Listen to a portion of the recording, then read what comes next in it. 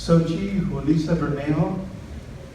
She's going to be reading from her poems featured in our Life for Pageant issue, which is the issue we just finished. It was in July. Xochitl is a 2016-2017 Steinbeck Fellow and a former Barbara Deming Fund Grantee and Poets and Writers California Writers Exchange winner. She has work published in the St. Joe's Review, Calyx, Crazy Horse, and the James Franco Review, among others. A short dramatization of her poem, Our Lady of the Water Gallons, directed by Jesus Salvador Trevino, can be viewed at Latinopia. She's the curator of the writing series Hitched and co-founder of Women Who Submit, and her debut poetry collection, Built with Safe Spaces, is forthcoming from Sundress Publications this October. Xochitl-Julisa Bermejo.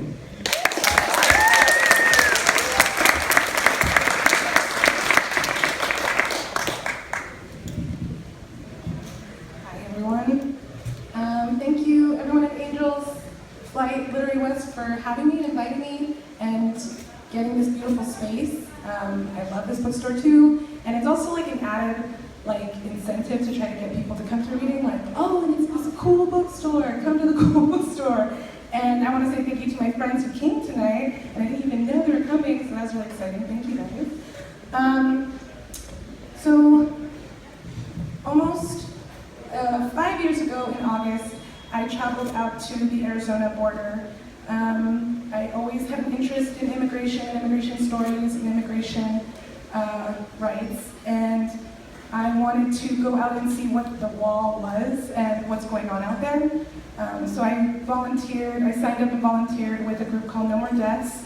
They're a human rights organization, and they go out and they camp out in the desert, and they hike, and they put out water bottles, and they're there to give first aid and to be a witness to Border Patrol abuses. And there's a lot of different arms of this organization.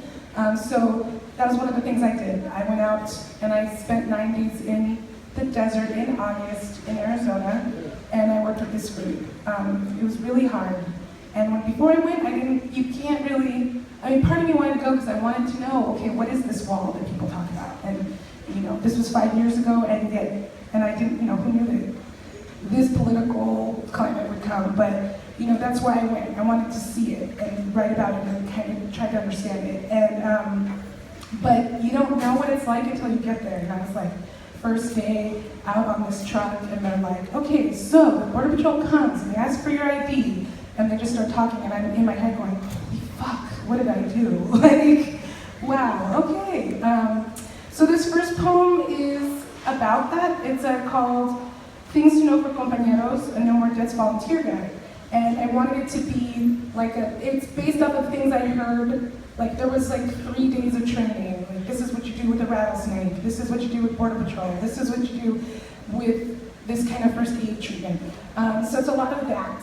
And my friend Ashaki Jackson, who's also in Angel's Flight, she did this beautiful little map zine for me. It's a map poem, and inside it's a map of the Arizona-Mexico border.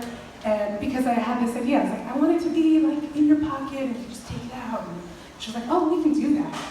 And so that's what this is. And the proceeds go to No More Deaths. They're $5, and it all goes to them. So this is called Things to Know for Compañeros, for Nancy.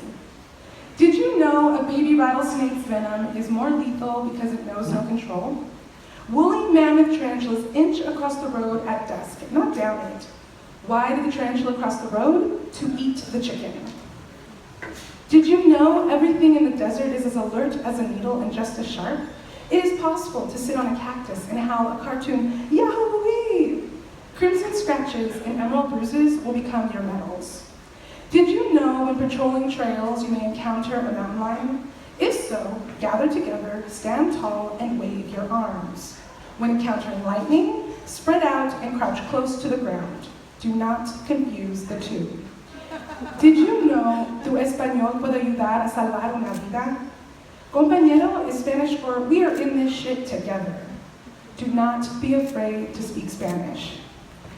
Did you know when you don't have a mirror, you can't care what you look like? When you can't remember what a shower feels like, dirt and sweat cake your clothes, and you want to forget everything sticking to your soul, you can go ahead and skinny dip. Did you know when barrel cacti become tombstones and their yellow starburst blooms offerings for the dead, you can go ahead and belt out Katy Perry songs. Did you know orange poppies grow on slopes, oak trees in creeks, and washes are not fixed cement slabs? A mile in the city is nothing like a mile in the desert, and as the crow flies is an optical illusion to hikers relying on handheld pixelated GPS. Did you know there will be a moment when you fantasize crushing water gallons down on the rocks, throwing up your pack, collapsing on the trail, and quitting? This is when you are to stop and rest. There are people in the desert who are never allowed rest. Did you know 1 gallon of water weighs 8.35 pounds? To stay hydrated, a person should drink 1 to 2 gallons a day. Migrants carry a single oil black gallon in calloused hands for a 3 or more day trip. Why is it black? So as not to glow. Did you know migrants are hurried over trails at night and without light? Their blisters are caused by continuous friction, muscle cramping by dehydration, vomiting by drinking bacteria-ridden cow pond water, and those who move too slow are left behind. Did you know to say I could care less is to say it is possible to care more? The careless weed is called ledo in Spanish.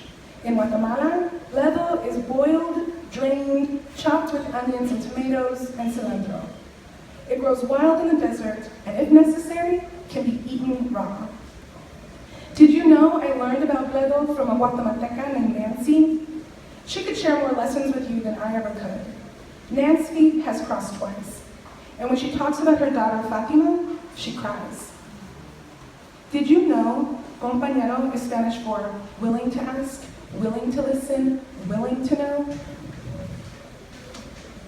And then, so I have a book coming out. It's called Posada, Offerings of Witness and Refuge. And when I gave the collection to a friend to give me notes on it, one of the things they said is like, okay, so you went out to the desert, but like, why did the poet feel it necessary to go to the desert? And so then this poem, which is really like a flash nonfiction piece, that's where this came from. And it's about my family from East LA. The story of the stolen metate. When my grandparents moved to the little house on Fairmont Avenue, their belongings were scattered about the lawn as children of all sizes ran up and down red stoop steps to carry items inside one by one. In the commotion, a faceless neighbor or passerby lifted my grandmother's black lava metate and mano, and the tools were never seen again. I wonder if my father's shoulders felt their weight lifted when the burglar picked the items from the yard. As eldest son, it was surely his job to carry the stone kitchen appliance along with the molcajete, my grandmother's only valuables from Mexico. I imagine him walking, hunched back, with the tools slung over his shoulder, black legs protruding from a rainbow serape. He leads a baby brother by the hand while my grandmother follows close behind, swaddling an ill daughter and calling to a wild travieso son to hurry up. I see them, 5 in all, on a crowded bus traveling a dusty road north to meet my grandfather in Tijuana. He was in charge of handling the papers, my father of holding them tight, his siblings and his hand-carved inheritance. I didn't hear the story of the stolen metate until after my grandmother's death. Her 7 children gathered in a little Fairmont house to organize paperwork, divvy up items, and share stories. My father found his original green card and gifted it to me. With his black and white adolescent face between my fingers, I asked, who carried the metate molcajete from Teocatiche? I don't remember, he said, but it had to be him. Maybe remembering her dusty shoulders, maybe they missed the weight of home too much, maybe my grandmother's hands missed turning the mano, turning to grind down the corn for tortillas. When I picture her now, I only see hands folded over the kitchen table, kneading with worry. Maybe they remembered the question of how to feed the children. If I could ask her, I imagine she'd say, hands are never empty when folded in prayer. Thank you.